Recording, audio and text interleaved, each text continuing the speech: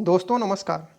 हिंदी साहित्य के इन प्रश्नों को हल करने के पश्चात आप हिंदी साहित्य के प्रश्नों को काफ़ी आत्मविश्वास पूर्वक हल कर सकेंगे।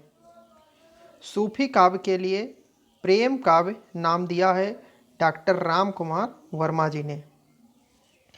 चित्रावली रचना के लेखक हैं उमसान जी। आखिरी कलाम के रचयिता हैं जायसी। मधुमालती नामक रचना के रचयिता हैं मंझन जी।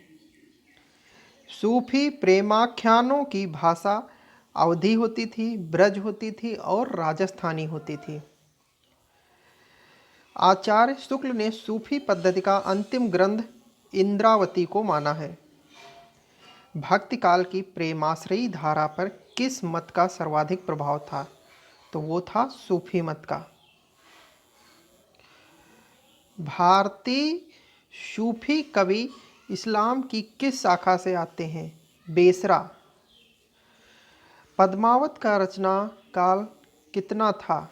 1540 ईस्वी। रैदास के शिष्या मानी जाती हैं मीरा जी। मलूक दास का जन्म स्थान कहाँ है? कड़ा। जपुजी के रचयिता हैं नानक जी। विट्ठल नाथ ने अष्टछाप की स्थापना की थी 1565 ईस्वी में। कृष्ण भक्ति काव्य के में प्रायः प्रयुक्त होने वाली भाषा है ब्रज भाषा। वल्लभाचार्य के किस शिष्य को विट्ठलनाथ ने पुष्टि मार्ग का जहाज कहा है? सूरदास जी को। सूर सागर का सर्वाधिक मम्र स्पर्शी अंग कौन सा है? भ्रमर गीत। अष्टछाप के कवियों को क्या कहा जाता है? अष्ट सखा। पुष्टि मार्ग में पुष्टि का अर्थ है भगवान की कृपा। श्याम सगाई किस कवि की कृति है? नंददास जी की। सूरदास को जीवनोत्सव का कवि कहा है आचार्य रामचंद्र शुक्ल जी ने। जड़िया उपाधि किस कृष्ण भक्त कवि की है? नंददास जी की। संप्रदाय निरपेक्ष कृष्ण कवि का नाम है रसखान।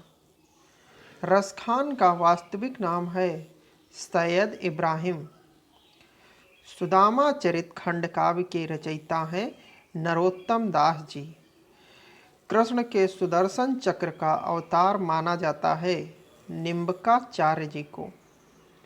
अष्टछाप के कवियों में सबसे छोटे हैं नंददास जी। नंददास की प्रसिद्धि का कारण कौन सा ग्रंथ माना जाता है? रास पंचाध्यायी। गौड़ी संप्रदाय को चलाने वाले कौन थे? चैतन्य महाप्रभु। निम्बकाचार्य का वास्तविक नाम था नियमानंद। राधा वल्लभ संप्रदाय का प्रचार प्रसार करने वाले आचार्य कौन थे? हित हरिवंश। सेवक जी के नाम से प्रसिद्ध कृष्ण भक्त हैं दामोदर दास। वह कृष्ण भक्त जो महान संगीतज्ञ था हरिदास। बसो मेरे नयनन में नंदलाल, यह पंक्ति है मीराबाई जी की। मीराबाई कृष्ण की उपासना किस भाव से करती थी? माधुर्य भाव से। अवधी भाषा की सर्वाधिक प्राचीन रचना है हंसावली, जो कि 1478 ईस्वी में रची गई थी। भ्रमर गीत परंपरा के अंतर्गत तुलसी को कौन सी कृति आती है? श्री कृष्ण गीतावली। मीरा का निधन कहाँ हुआ था? द्वारका के रणछोड़ मंदिर में। सूरदास का जन्मकाल 1478 ईस्वी है। रसखान का जन्मकाल 1533 ईस्वी है।